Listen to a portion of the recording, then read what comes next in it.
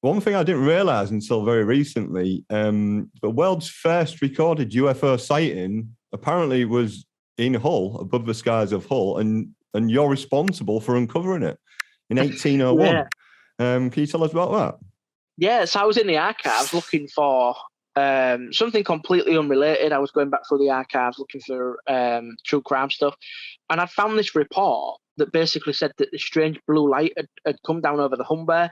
It split off into smaller lights. It bathed the town in blue, and then it rejoined and flew off.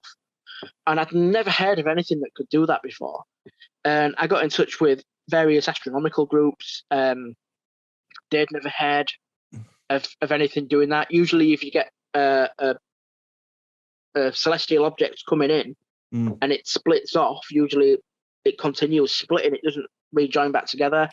And I remember I found about 4 or 5 different historical sources from 1801 discussing this.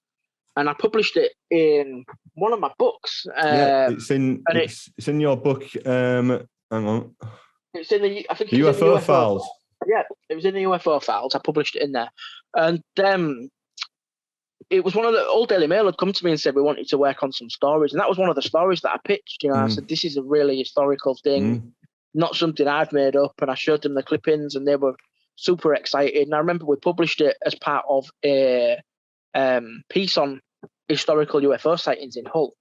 And again, it just went viral overnight. People all over the world got involved. Mike, before you continue, Mike, I've actually got the excerpt from your book here. I'll just read it out. This is like an original report from the newspaper. I think it was published in many different newspapers, virtually the same report. This one, I think, is from the Edinburgh Magazine. This is from 1801. And it says, a most beautiful phenomena was observed at Hull from the southwest, resembling an immense moon with a black bar across it on its first appearance. It seemed then gradually to form itself into 7 small distinct moons or globes of fire, which disappeared for a few seconds. Its reappearance was equally brilliant, at first showing itself like the face of a moon, afterwards in 5 circular balls, and then like the face of a moon again, afterwards in 5 circular balls, and lastly, it like several stars, which gradually faded away, leaving the whole atmosphere beautifully illuminated. In the time of its being visible, a faint blue light fell upon the surrounding objects like that of a distant torches, and when gone, the appearance was beautifully serene. That's from 1801. And to me, that reads, Mike, like it was in 2021. That is a classic UFO report. That is exactly what we hear reports of all around the world and sometimes see on videos on YouTube and stuff. That perfectly describes it. That's with. I actually read this to my dad the other day, and he said, "Well, I said, it was a UFO report from 1801." And he was like, "Well, how did they even know what UFOs look like?" And I was like, "Well, that's the point. They didn't. We're just reporting what was happening in the sky, which is absolutely incredible, isn't it?" It's the language. It's the beautiful language of the old English kind of, when you read it. It's so descriptive, isn't it? And it's nonsense. Oh, yeah. It's not written to be sensational. Like if that was published these days, it would be all sensationalist. Yeah. But that's just describing exactly what happened. And to me, that sounds like any anomalous UFO sort of like event that you'd see anywhere in the world, but we hear about all the time these days. That really stood out to me. That is pretty incredible. We move on from that incident in 1801, and then we get to these airships that were spotted across Hull, but were known as the scare ships. And this was a phenomena at the start of the 20th century, I think, was it? Some of these were before the First World War, right? Yeah. So one of the arguments I put across is that potentially what it could be are German intelligence trying to find information, but all the time the Germans were playing down this and saying that we don't have anything that gets that far just yet or can stay that.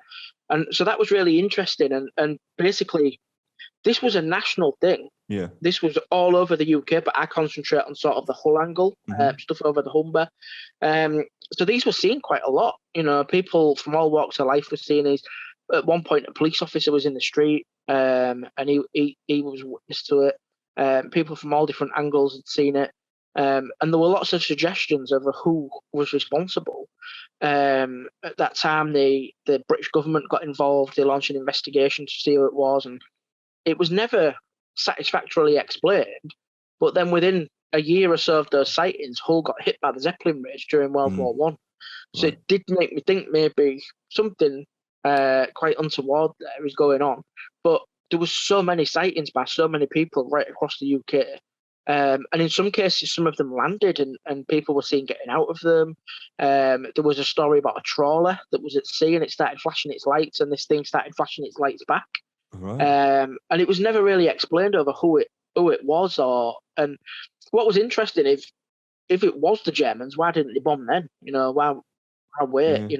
Just so many questions left unanswered by these scareship sightings. And like I say, I just covered the small aspects of Hull, but this was a national thing. Absolutely, yeah. We've got reports of these scare ships. I think it wasn't just national. I think it was like international reports of these ships as well, wasn't there? Stuff was seen in Texas and things like that. So yeah, it was a major unexplained